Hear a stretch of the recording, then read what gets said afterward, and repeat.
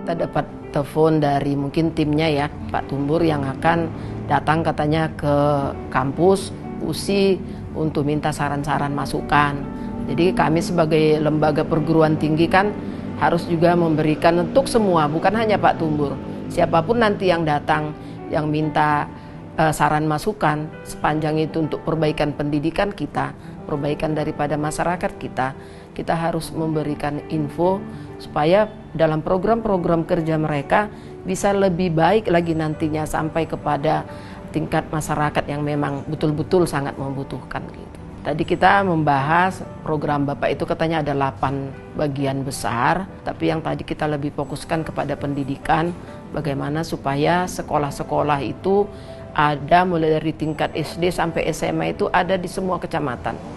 Ya, baru kemudian bagaimana beasiswa-beasiswa yang boleh dibuat oleh Bapak Bupati nantinya di dalam hal penyediaan dana untuk beasiswa yang kita lihat penjaringannya harus dimulai pada saat anak-anak itu sekolah di kelas 2 sampai dengan ke kelas 3. Jadi penjaringannya saya bilang coba Bapak jalan nanti kepada kepala-kepala sekolah, siapa-siapa anak-anak yang terbaik daripada sekolah tersebut yang dari orang tuanya ekonominya kurang mampu untuk sekolah ke perguruan tinggi.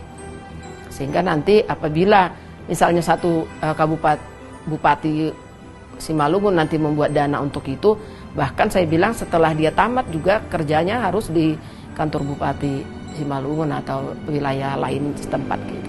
Kemudian juga dari bidang tanian saya katakan supaya ada wilayah-wilayah yang ada di kecamatan yang ada di Kabupaten Simalungun itu dibuat memang ciri hasil tanaman gitu. Jadi nggak semua menanam jeruk semua sehingga akhirnya harga kan akan turun. Tapi ada wilayah-wilayah mungkin yang punya ciri produk sendiri dari pertanian.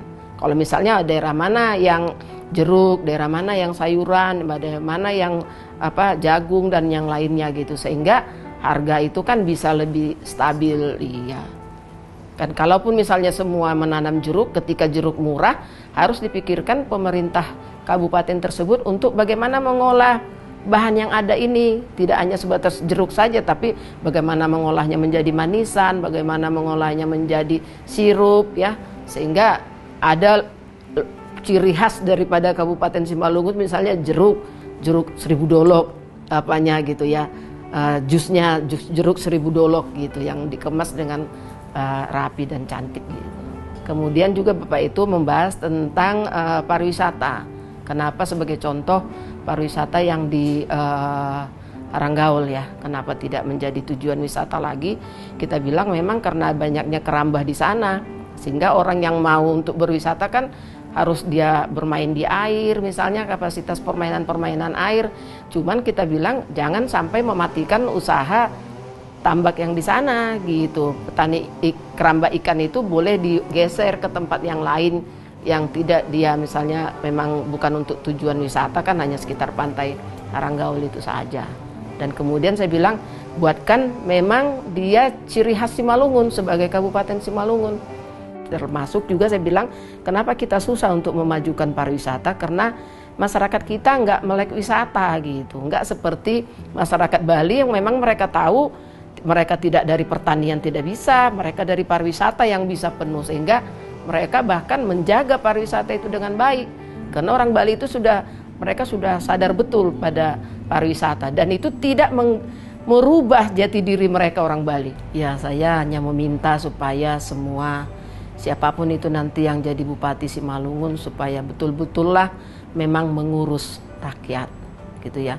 Jangan terkepung dengan rutinitas yang seperti yang lalu, tapi memang betullah mengurus rakyat gitu, sehingga jadi bapak rakyat yang betul untuk membenahi rakyatnya yang ada di wilayah Simalungun. Masa kita sih sudah 74 tahun ya Indonesia merdeka, tapi Simalungun kan belum merdeka jalan ya, belum merdeka pendidikan gitu. Itulah harapan kita. Saya dan Ibu Korri berdiskusi mengenai kondisi di Simalungun. Ada beberapa hal. Yang pertama adalah mengenai pertanian, pendidikan, kesehatan, dan pariwisata. Ya, dengan adanya penjelasan dari Ibu Rektor tadi, kita semakin paham kondisi Simalungun yang sebenarnya saat ini.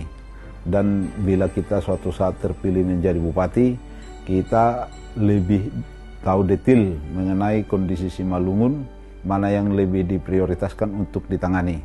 Saya mengucapkan banyak terima kasih kepada Ibu Kori dan jajarannya yang telah mau dan bersedia menerima saya untuk berdiskusi mengenai kondisi Simalungun saat ini. Sekali lagi saya ucapkan terima kasih banyak untuk Ibu Rektor dan jajarannya. Terima kasih.